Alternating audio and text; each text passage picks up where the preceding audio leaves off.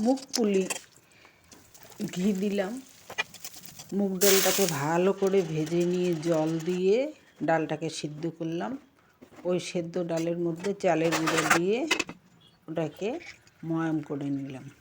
ঘি দিলাম, একটু লবণ দিলাম, দিয়ে ভালো করে মেখে একটা মণ্ড তৈরি করে নিতে লাগবে।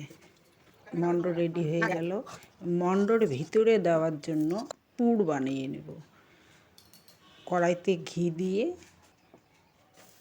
1-2 চামচ চালের গুঁড়ো দিয়ে দিলাম।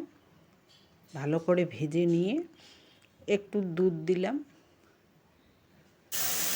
পরিমাণ মতো দুধ, চালের গুঁড়োটা সিদ্ধ হওয়ার মতো।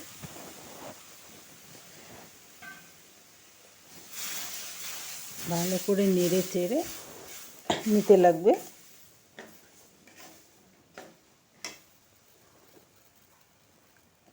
তারপরে আর একটু দুধ দিব, আমার দুধটা কম হয়ে গিয়েছিল, আর একটু দুধ দিলাম। তারপরে খোয়া ক্ষীর, খোয়া দিয়ে দিব। তারপরে চিনি। এটা আসলে নারকেল দিয়ে ভালো লাগে, কিন্তু আমার কাছে নারকেল ছিল না, তাই আমি খোয়া দিয়ে বানিয়ে নিলাম। তারপরে পুলির মতো করে বানিয়ে তেলের মধ্যে ভেজে নিয়ে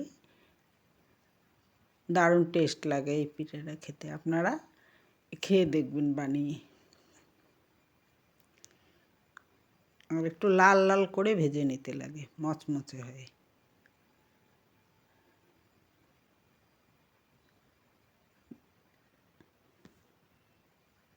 এই যে দেখুন।